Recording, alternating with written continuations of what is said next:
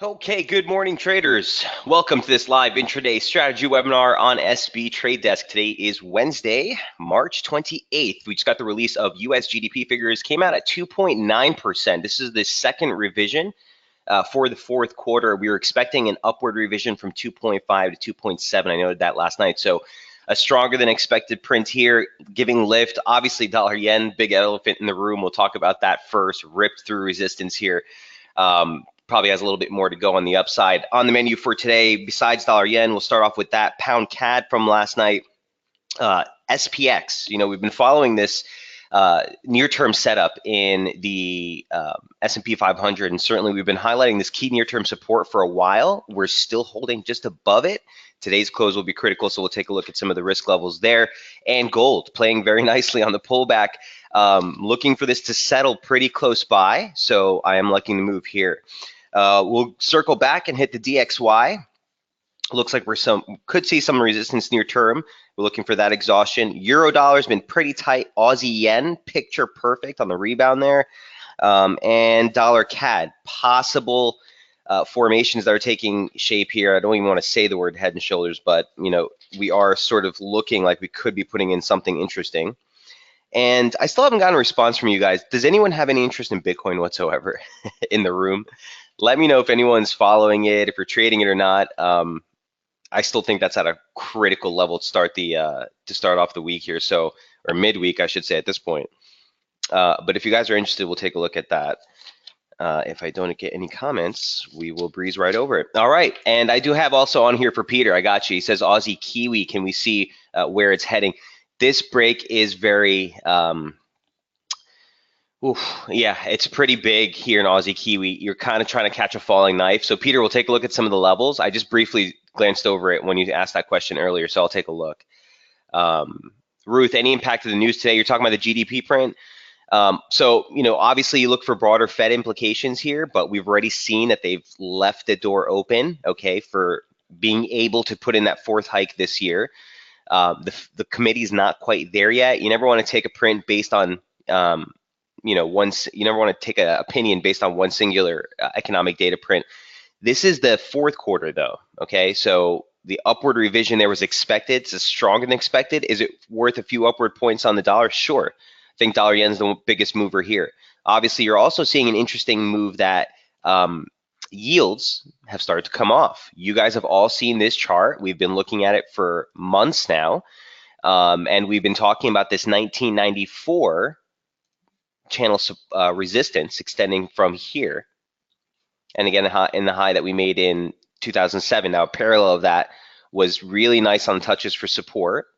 That basic slope converges on the upslope that we've been following, 50 line, and sliding parallel here, and that was 290. We've been talking about 290 for what, 5-6 weeks now, and here's the final pullback. Okay, so yeah, I think you're seeing a little bit more of a risk rally here. Taking a look at the SPX later, Ruth, we're at support there as well. So how heavily you put that impact, I don't know. Is it going to give you a couple of points to the upside? I think so. Okay, so let's focus on the near term here. Let's jump into dollar yen. So this trade, man, this is why dollar yen is the abomination. This is why it's warranted its name. So I'll remind you guys again of what we were starting off with, early in the week, what we were looking for. Here's what the open looked like on dollar yen. And we started the week off at support. Okay, this break last week was a perfect break. You had multiple opportunities to get in. Downside targets were taken out. We were looking for 105.25, 104.63.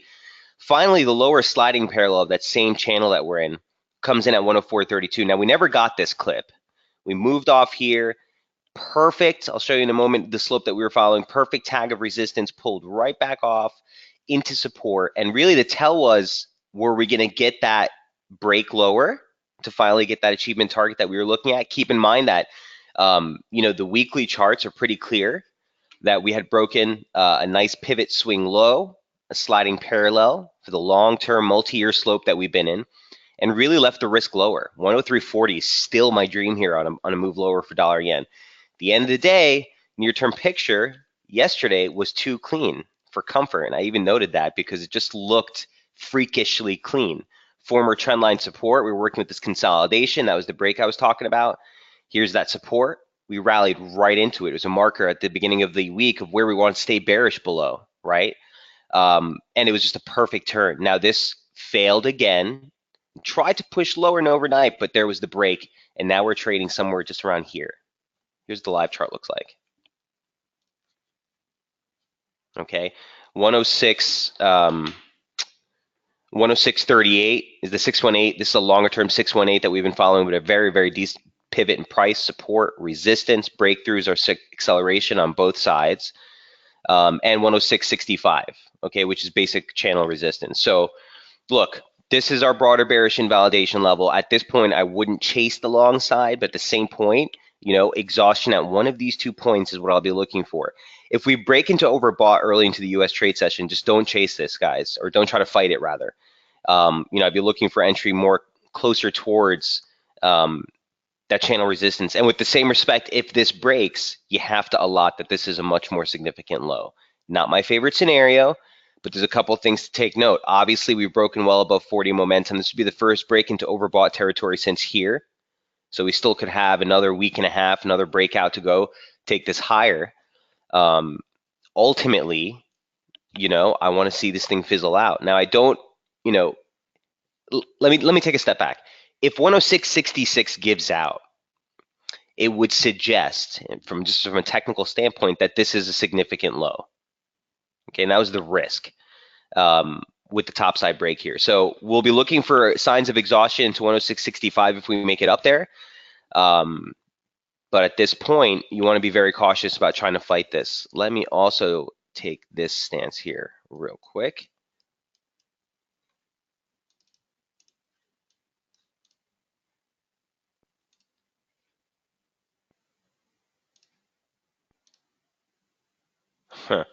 Okay, so if this is corrective, the 100% extension actually comes out in that same exact zone. So keep that into 106.59.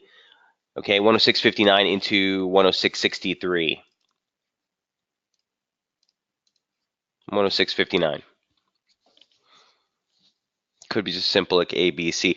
But this is, looks like a 3-wave advance on the near, 5-wave advance rather on the near term. So it's the abomination, guys. Why it's earned its nickname. You had even that nice resistance or support trigger yesterday. Everything looked really good for the turn, but again, just too freakishly clean. And this is just what dollar yen does. So again, that pivot, good reason to leave your trend lines on there for a while, right? Support break was a little bit messy here, but you did get the ultimate pullback, test as resistance, and then acceleration. Again, resistance. Once we broke it on the upside, acceleration. So no plays on dollar yen from here.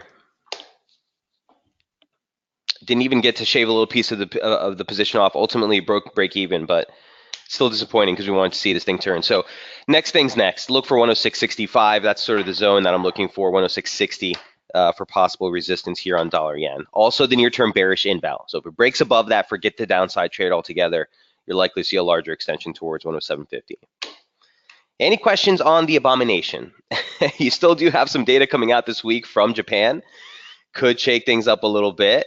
Aside from today's GDP print for US, you have Canada GDP as well. So we'll take a look at dollar CAD. So some event risk on tap, but largely we'll have to see how this pans out here in the next couple of days. Also, objectively, guys, if this was to be considered the weekly opening range, it's Wednesday. This would suggest that you look for that Thursday, Friday high, maybe. So I'm going to put this on the shelf for a while. It's the abomination. We're very respectful of this trade, so we approach it with a lot of caution, but we will revisit this one in the days ahead. Sterling CAD was number 2 from last night's update, and also a very interesting trade. So I treaded very lightly on this. The first update on this was the previous day, and we just wanted to kind of highlight that the weekly chart and the daily chart were showing an area of key confluence resistance right at 183.54. It's a basic 50% retracement from the decline off the 2015 high, so it's a multi-year range, but it's also a confluence of multiple slopes, both basic channel slope, support, take a parallel off that high, was resistance. And the pitchfork that we're following, obviously the median line break saw acceleration, and there's the 50 line.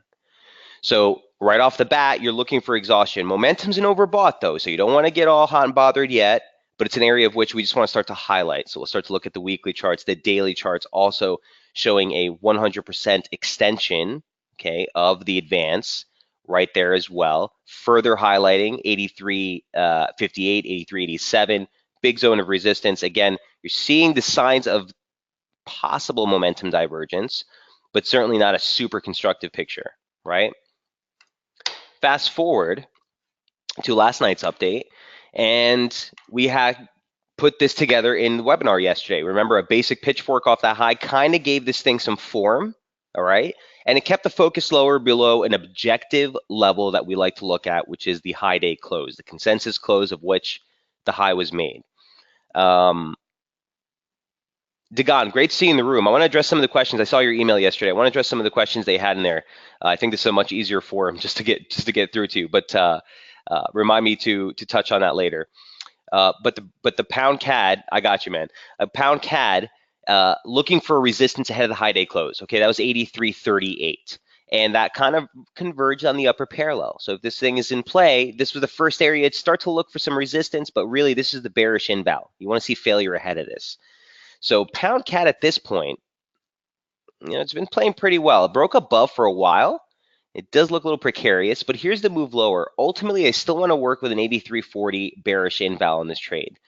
So we'll see if it turns lower or not, but this is one of those trades, again, where the weekly and monthly charts, or the weekly and daily charts, are just showing such a big region.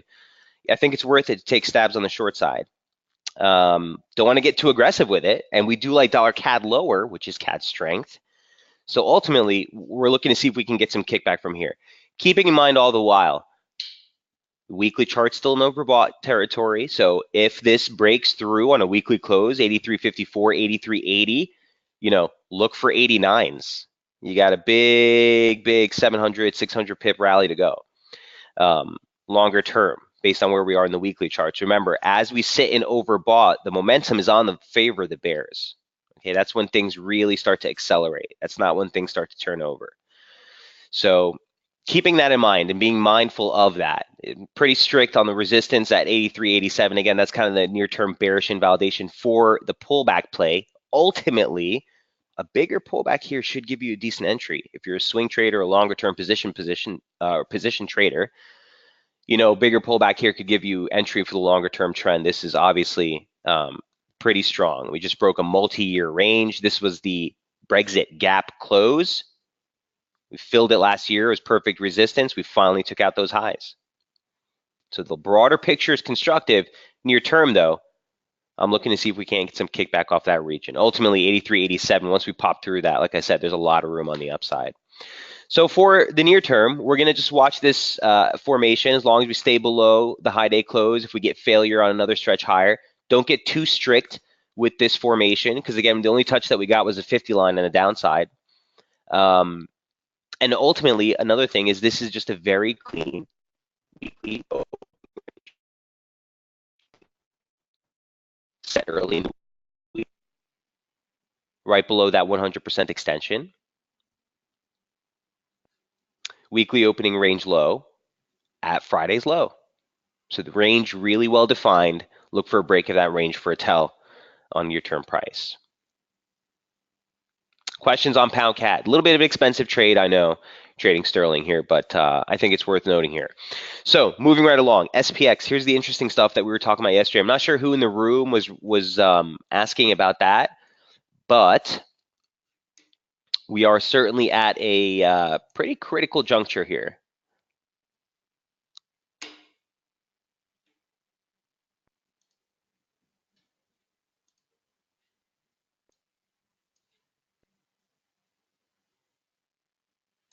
Sorry about that. Okay.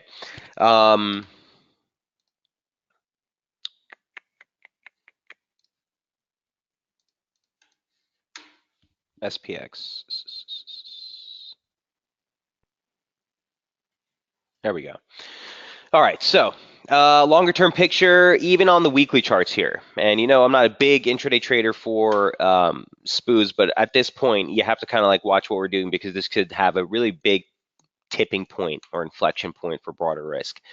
The level was 25.86. It's the 618 extension from the decline off the highs. So very short term, just off the yearly high. Boom, boom, boom. This is the weekly chart. And also the slope that we've been following. It doesn't look all that impressive here on the weekly charts, but on the intra or on the daily rather, you see a lot more inflection right off that resistance level on the median line. The 50 line wasn't too far off from where we capped off here, and a slope or sliding parallel of that same slope extending off the low here literally caught the low precisely in early February on that massive drop off. That same slope converges right here. Okay, take it to the daily chart. You also have the convergence now of the 200-day moving average. It's in green. Pretty decent inflection point in price. Okay, caught the lows that we made again, that early February drop, converges on the 618. And again, I don't have that sliding parallel in here for some reason, but also that sliding parallel right there. You can see again this slope offering very nice pivots, even the 50 line here, very nice resistance. The break saw it offer support. You got a little bit more higher in extension here. I think this is the 618 and 38.2% line, but very nice moves. Turn ahead of the median line. Here's the break, test of confluence support. Okay, in case that wasn't enough, the intraday chart, well, at least not last night it did, also had the convergence of the median line for this near-term setup that we've been following here in the webinars. Boom, resistance, 50 line support, 50 line break saw acceleration into the median line, little overshoot, but we caught the exact 200-day moving average, 618 extension confluence, bounce higher, again, shooting through here, failure not really favoring where the level was where it failed, but here we are yet again at key support. At the end of the day, if this gives out, there's a broader risk here for a much, much steeper decline that a lot of people might not be expecting. So we have to be mindful of that, okay, as far as the risk market's concerned. And for dollar yen, that could be a decent play to stoke yen strength to give us the drop into 103.40.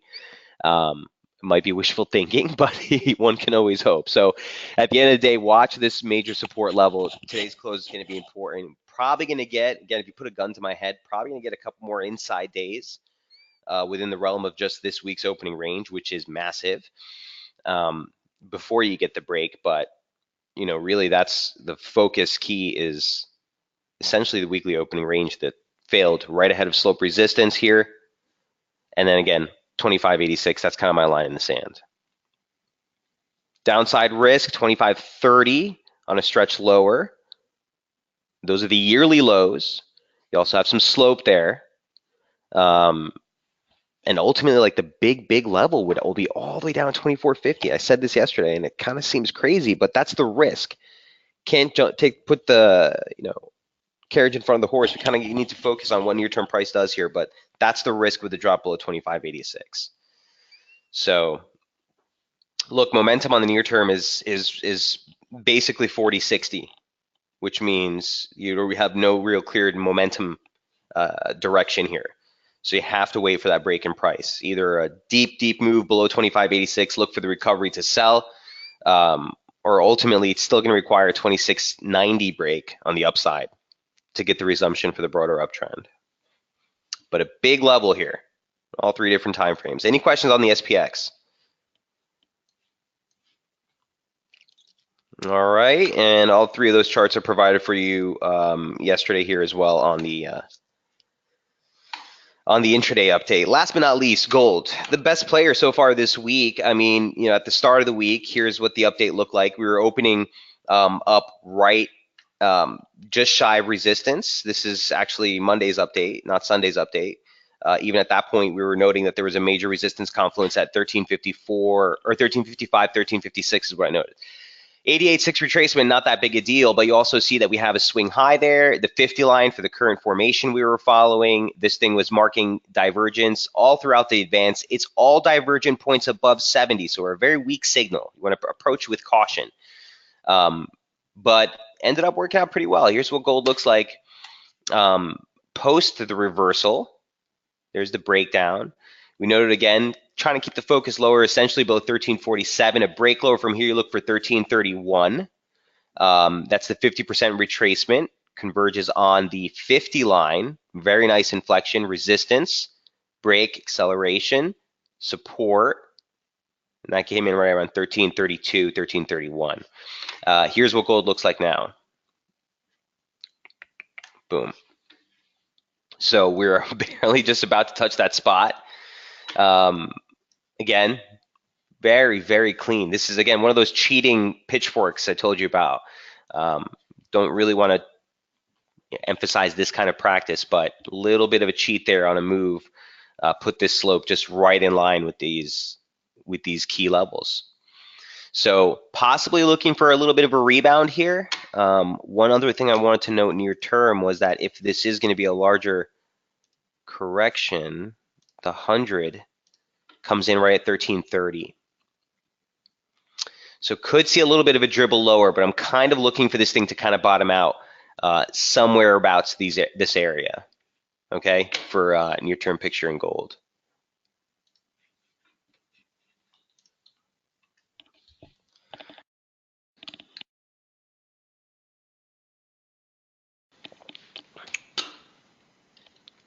Questions on gold.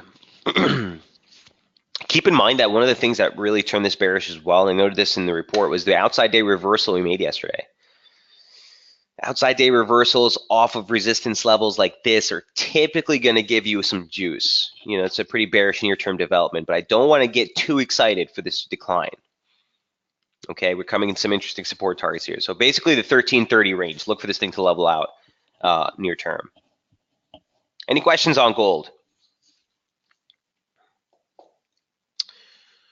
All right, we're making good time here. Here is the DXY. So, strong GDP, you say, huh? Okay, worth some upside on the near term, sure. You know, this is the 38.2, if I'm not mistaken, 38.2% line. Just matches basically this decent pivot, support bounce, break acceleration, instant resistance. So converges on that swing low or just a little bit higher. First of all, you have that at 89.66, but 89.77 is a decent gap region as well. It's the uncovered gap that we made from the 322 close.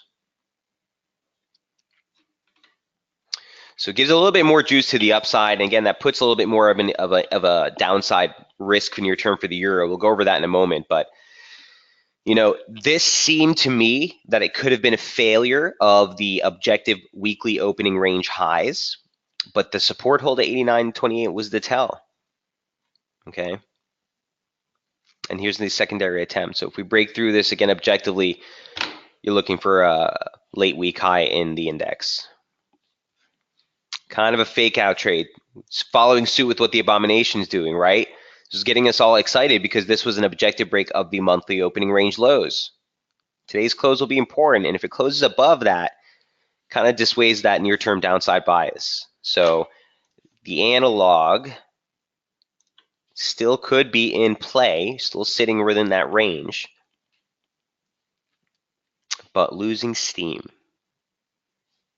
Losing steam. So long story short, guys, I'm still in the picture of looking for a fade possible opportunity.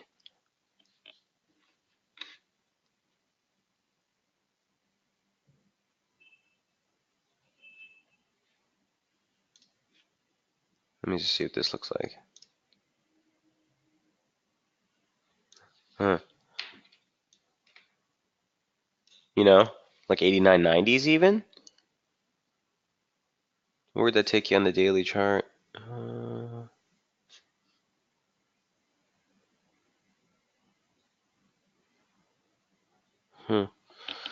Pretty close to that close. Okay. Yeah, so I mean those are basically the upside targets you start to look for exhaustion.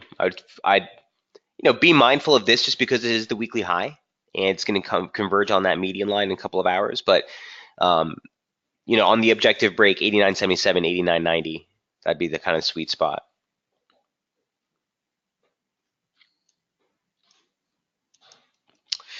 Any questions on DXY? So implications for euro look like this. This thing's gonna be kind of boring. Didn't give me an update on it yesterday because there's really not much to update on. Here's what it looked like earlier in the week. So by the way, DXY levels, again, no change to any of those intraday targets, I think. Yeah, the only intraday target that we just added was that 100% extension. Okay, so we turned right ahead of that support level we were looking for earlier in the week. There's the 89.50 break. That kind of puts us on an objective neutral bias. And again, this advance, if we top these highs, look for exhaustion at one of those two levels.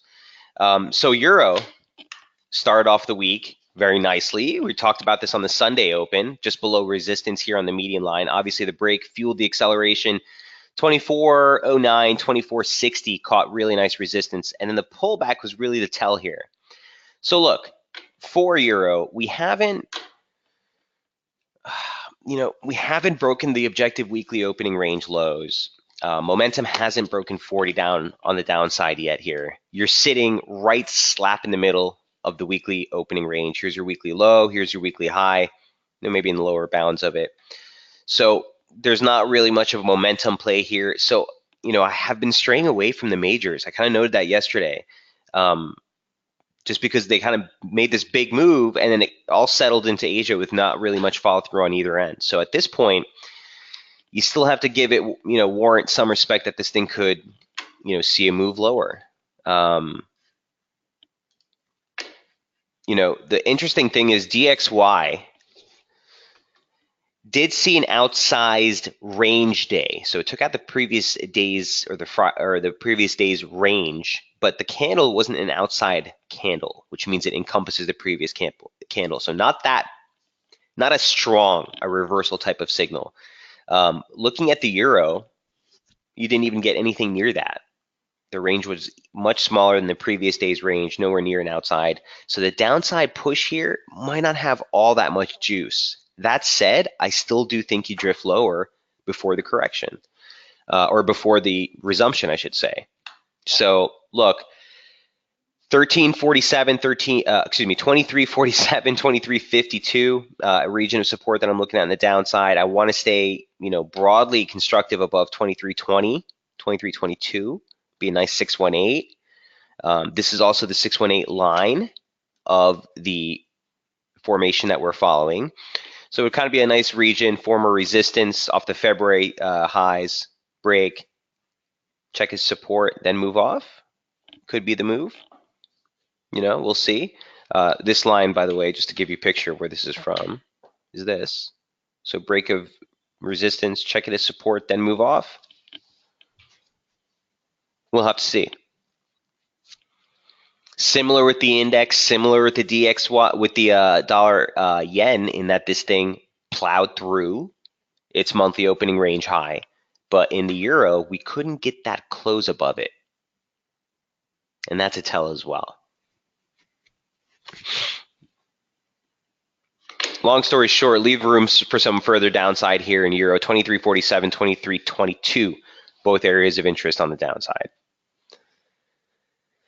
Questions for Euro. See if we can get a deeper setback to get long again. But so far, things still look heavy.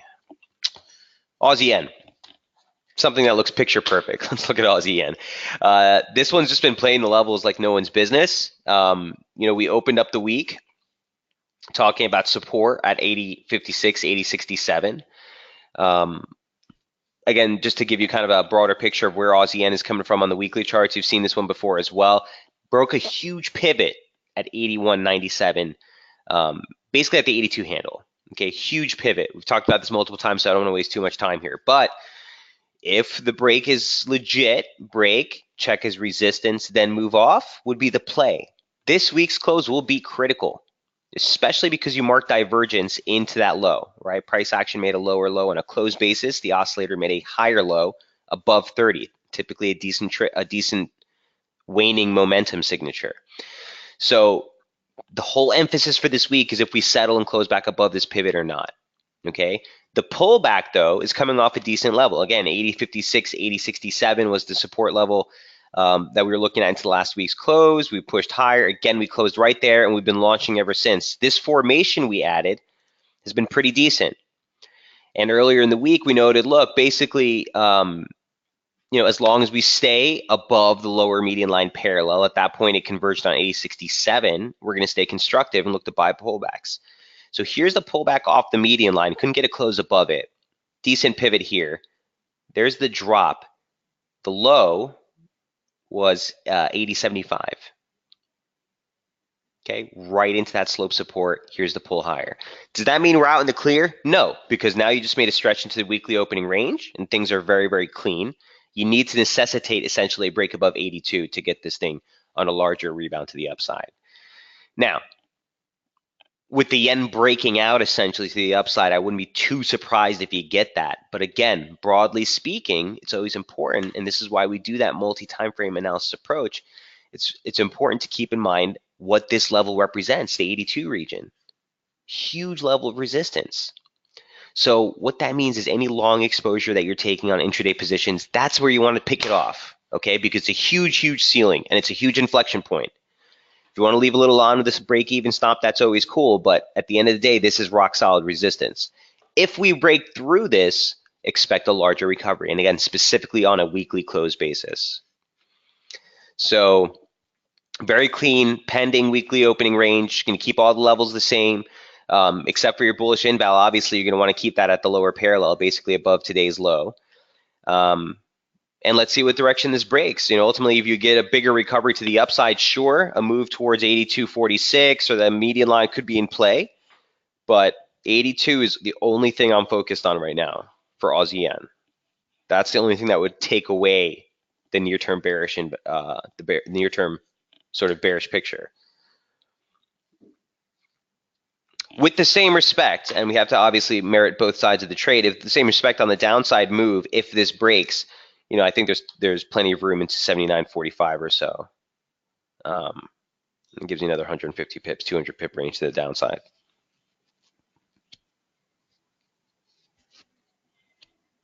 Questions, comments, concerns on Aussie yen?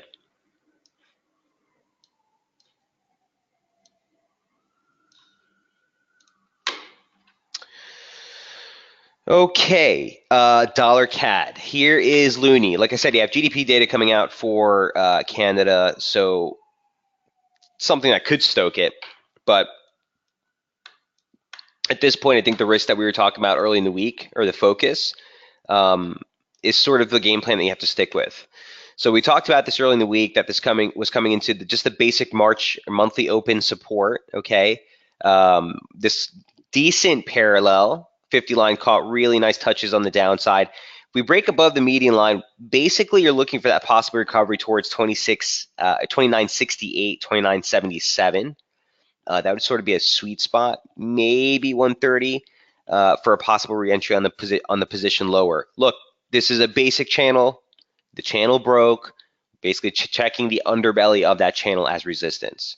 So wouldn't be too surprised if we head a little higher, but the broader picture here, looking at this just kind of objectively this morning with the rebound that we're getting, I'm never one to start pre-calling head and shoulders. It's ridiculous. But if you do get this thing leveling off at slope resistance, okay, sort of where the underbelly of that channel is, all that confluence that we were looking at, the January lows, 50% retracement, slope, that would be a really decent sort of offset shoulder for the possible break. And then again, that would still be the necessity, that would still necessitate, that break below the March open. 27.90 would be the confirmation for a larger move lower in dollar CAD. So again, this is one that we've been following for a while. The big play was the reversal off 31.30, 31. This was a huge region, divergence in momentum. We got the trigger break. This is your first major area of support. Okay, here's the daily chart. It's that 2012 trend line that we've been following for a while. It's been so critical as a pivot. Support, breaks acceleration, resistance, breaks acceleration, support, boom, resistance, boom.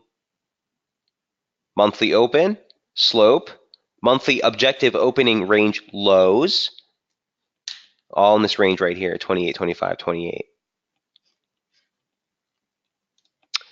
So a pretty critical region here of support. So I wouldn't be surprised to see a little bit more of a rebound. Add to that, on top of that, that you have been getting some ongoing divergence here with price action. Again, a close on a lower low on a close basis, making a lower low. Okay, as the oscillator continued to stretch back above 30.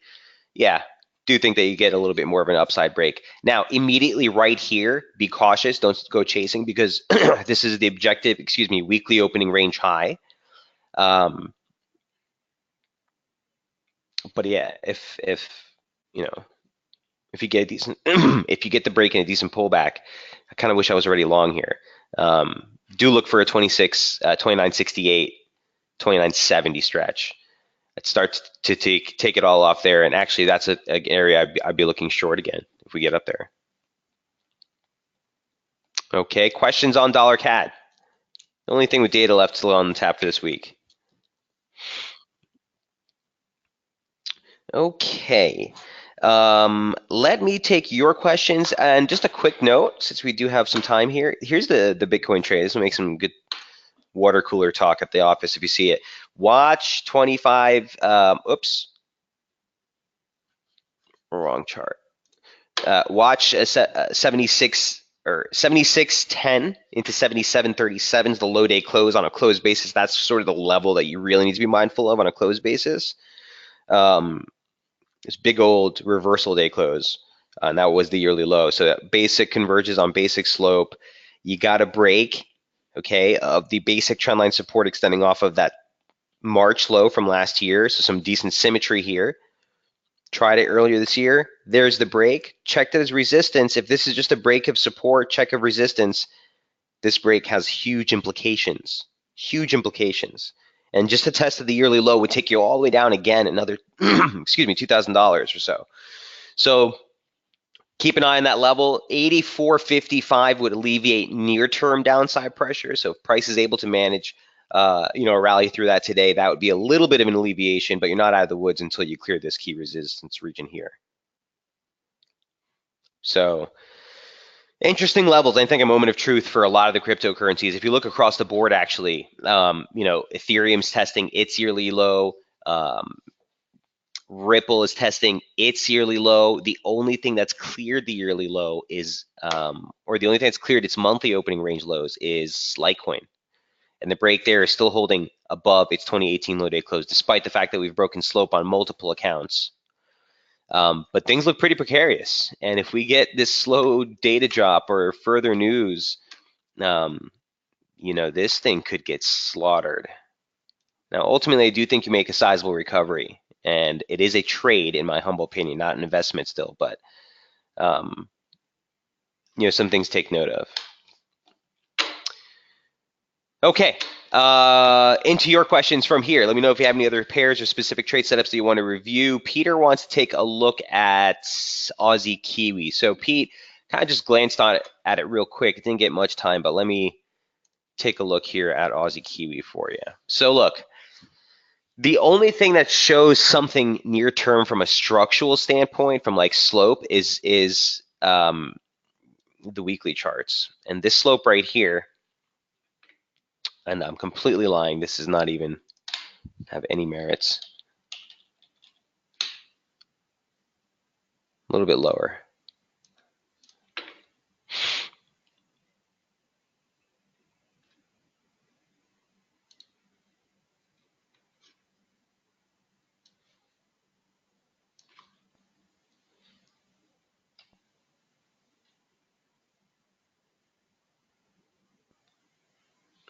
Yeah, I mean, every time I look at this, it's, this was a big level for me. It was a really big level.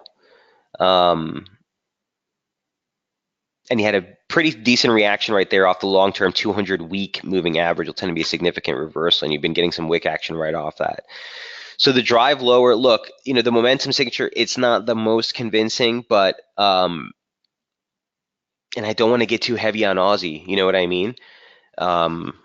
We'll actually take a look at Aussie. We haven't taken a look at that today, but look, slope on the weekly chart comes in just lower. So 105.50s, 105.45s. Thomas says Aussie dollar, or did I miss this? No, Tom, we didn't do Aussie dollar yet. I'll do it right after this.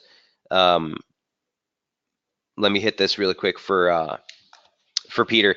So look, I think it could drift a little lower here on the weekly charts before you start to run into some slope. Again, this slope has actually is pretty decent. It actually called into the low, the October low from last year. So upper parallel caught a perfect touch of that. Could be a decent support bounce. Daily, Aussie Kiwi looks like this.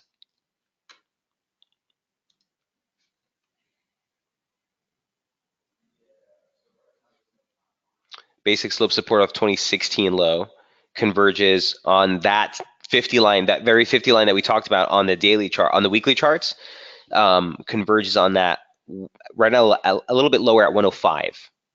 So 105.50, 105 is going to be the actual convergence of basic slope support and that 50 line. But what I have here, 105, oh, there's 105.50 again, and 105.67. So I wouldn't really worry about the 105.67. Let me get rid of that. 786 retracement. It looks like you're closing right in that range right now, or you closed there yesterday rather. So let me just clean this up for the sake of clarity. I do like that 50. Let me just take the 786 off.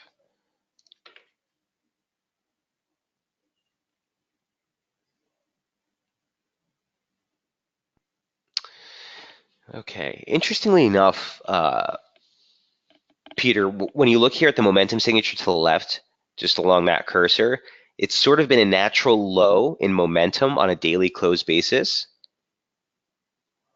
So again, showing that near-term momentum could be a little tired. Wouldn't fight it though. Intraday, let's see what we got.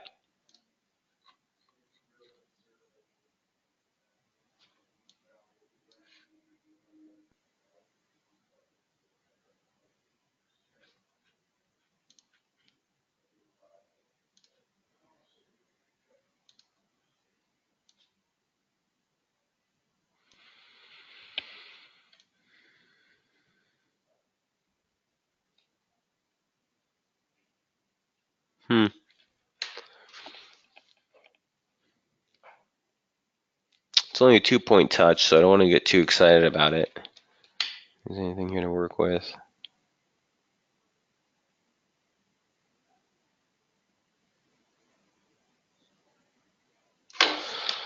Okay.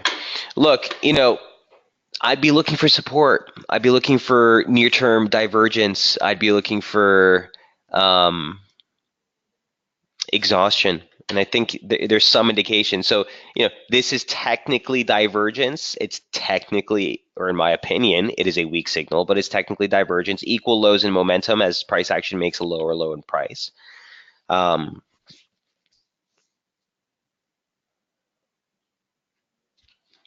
Yeah, I guess I had them both highlighted right here. So 105.50, 105.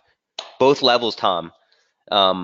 Or excuse me, Peter, this is for you, right? Are you looking for a position entry, Peter, or are you in a position? If you're looking for a position entry, I'd be looking for 105.50 and 105, both levels of interest for an exhaustion low. So either sort of a data-driven wick, then sort of recovery real quick, or some stronger divergence before sort of a consolidation breakout, something decent. There's nothing here that really screams at me just yet, but 105.50 and 105 are both levels of interest. Ultimately, this thing is coming into just some broader near-term downtrend resistance. So you want to approach the rebound with a lot of respect in the fact that you're, looking for a recovery within the downtrend. It broke a I guess you could say multi-month range with this move. Broader trade looks lower, but like I said, I don't want to be bearish or trying to sell this from here. If anything, I'd be looking for the recovery. Peter says he's in a position. Okay, so does that help, Pete? Does that give you some picture? He says thanks. Okay, great. If you're short 105.50, 105, both levels, I'd be 105. I'd probably look to clean that up right off the bat. If you're long and you're kind of hoping for this to come back, you want to see some major support here. You want to see some things to really curb momentum. If it breaks 105.50 and you're willing to hold on for another 50 drop, I don't know what the broader position you're holding is. but 105.50 would be red alert. Okay, hope that helps. He says, yep, thanks. So you're more than welcome. And Aussie dollar for Tom. Good old Aussie.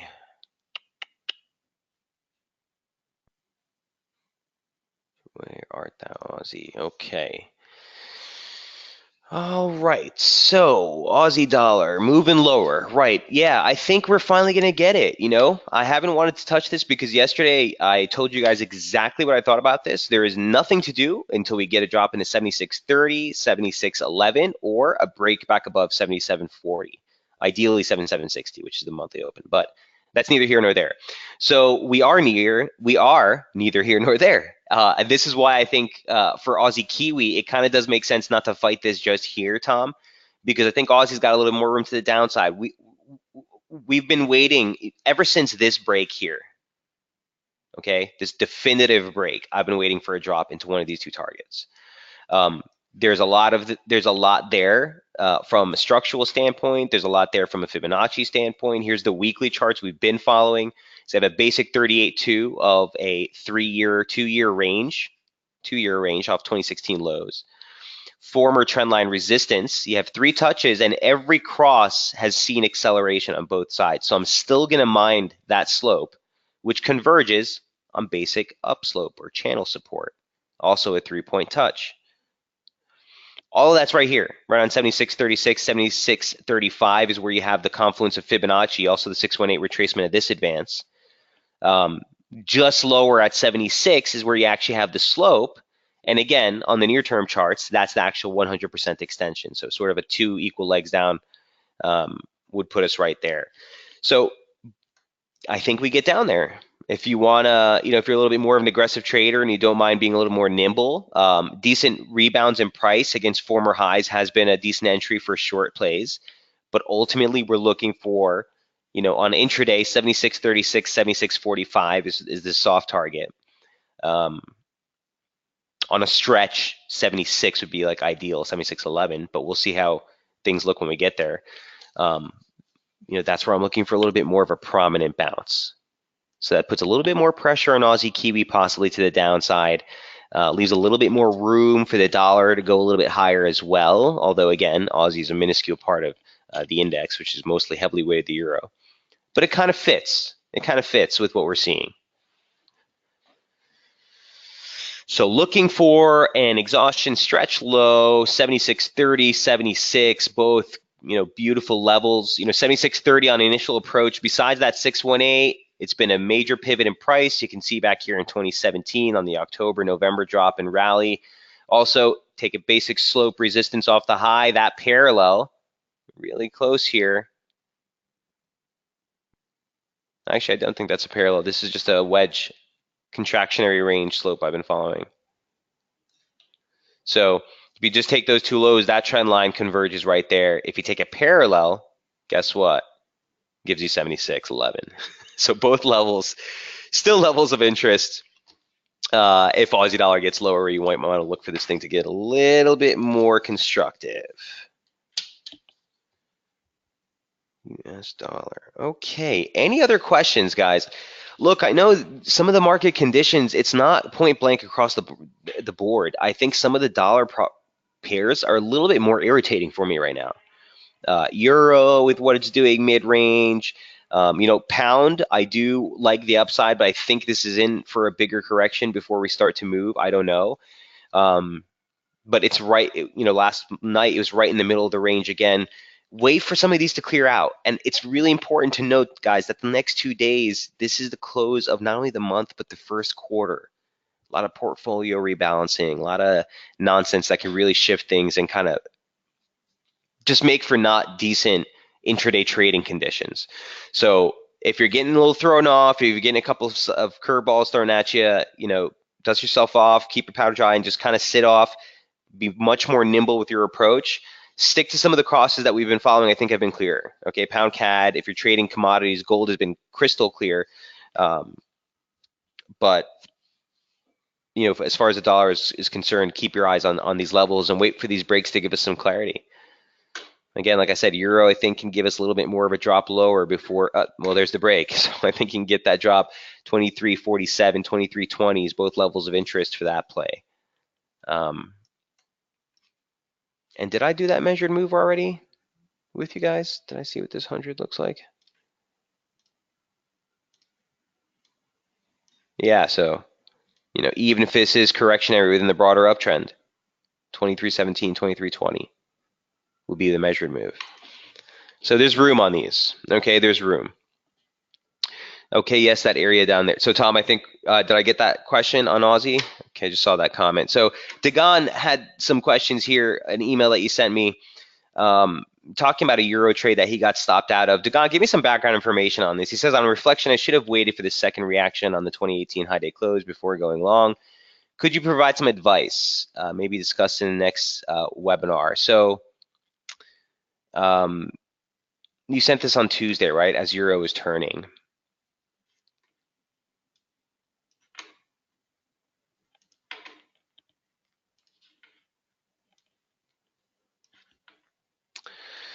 So here's what I want to say to you, Dagon. Dagon, by the way, guys, is a little bit newer to the room, so he's kind of just getting acclimated with things. It's a pretty steep learning curve. I completely understand where you're coming from, and that's what we're here for. These things take time, though, and maybe if my terminology is a little bit unfamiliar with you, this is the forum to throw out any questions that you do have. But the important thing to note is the swing trades that we offer. They're giving you clear entry, exit, stop limit.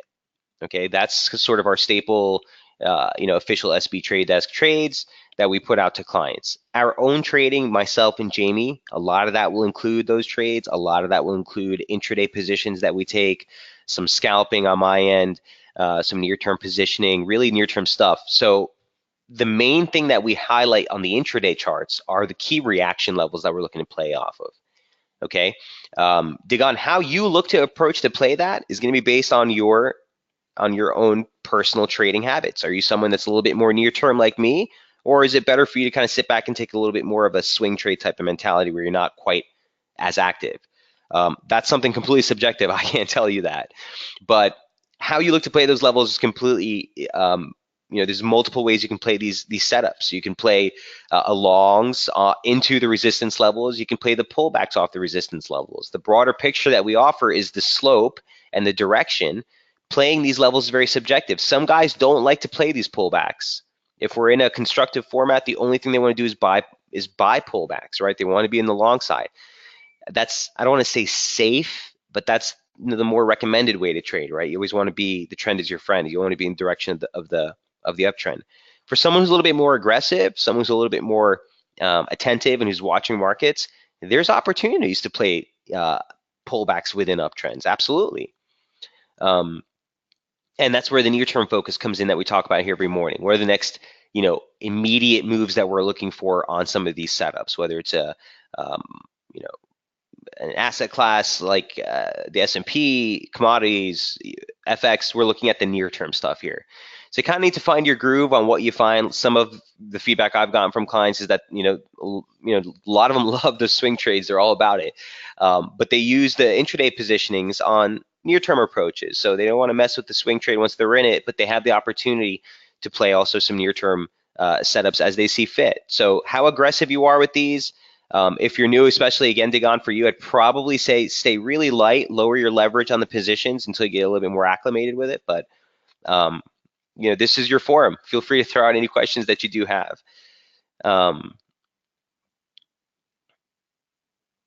Okay, so Dagon, that's something that's going to take some practice. So he says, to be honest, I'm just in your hands, but I don't have the experience with the actual triggering of a trade on the 5-10 minute charts. I don't want to slow the pace.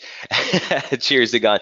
So yeah, the trigger is, look, when we're actually looking to execute on a position, I'm getting much deeper. I'm getting 10 minute, I'm getting super, super close. And I'm looking for the same type of stuff that I'm looking for on the broader charts that I highlight to you guys. Obviously, we can't be publishing charts in this close of a time frame because they'll be null and void within just, a couple of hours. But you look for basic trend line approaches. You look for exhaustion trades and momentum, triggers and support, all the same stuff that we look at for the longer term. We just micro scale that for the entries. So, talking about the level that we talked about at 24.70. Remember we were talking about this, the region of resistance in euro to start off the week. How would we have known to take the short position right here? Well, you're never going to catch the high. That's just something you need to accept, right? Playing the turn is always going to be the trickier part. You're better off waiting for the pullbacks to get long. Um, and even on a pullback like this, where it looks like it's going to be a much larger correction, even this drop right here did offer a position to play the long. Now, again, we're in a broader uptrend, right? So perfect example, momentum into oversold territory. You don't touch it while it's in oversold territory. There's the break from oversold territory. It's off a level that we were watching as support. Move higher. On the pullback, you want to get an entry that gives you an acceptable stop against the low. Well, the upside level from here is 2409. This is 2383. The stop has to be against 2373. That's a near-term position. You're looking to target a little bit less than 20 pips. Your stop is basically 11, 12 pips below. That's how you look to play the real near-term picture. As the market is fizzling out here at the top, maybe you're still thinking, as we were talking about yesterday, that there's another low to be made. Momentum making divergence on 3 reference points. You have a trigger right here.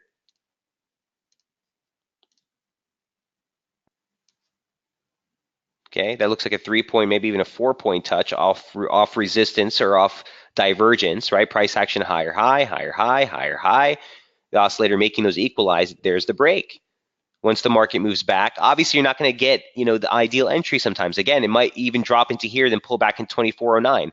A stop against 2420, I'll take that all day long. You're looking for a move into our next target, which is the same low that we made. That would have been here. So on this drop, you would have, if not taking the trade completely, taken half the trade off, stops to break even, and so forth. This position here, if you're still holding a short, again, I take another quarter off the trade. Stops now at this point get dropped to 2370 or just above. So you have to be very dynamic and move through the position as the market is executing these levels. You don't just sit on your hands and hope for the next one. Right, Dagon? In near-term trading strategies, you have to be much more defensive.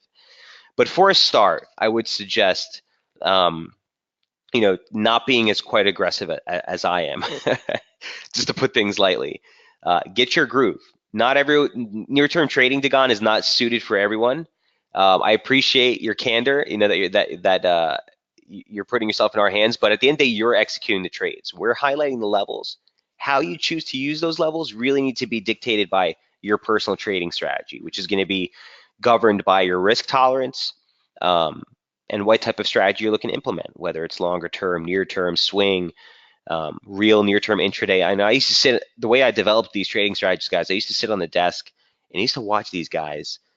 To me it was ridiculous, but they are literally, clicking so fast. They're literally shaving off 3, 4, or 5 pips per scalp. Now I used to be, in my heyday, that aggressive, but not, the real money's not made in a 2 or 3 pip scalp winner. But there's all different types of ways that you can implement your trading strategy. Not everyone's meant to be on the super near term. So Dagon, hope that offers some color. Keep coming back with specific questions. It is going to take a little bit before you're perfectly acclimated and comfortable with the lingo and everything. But that's what we're here for. So I will be rewatching this later. Great stuff. He says, thanks again.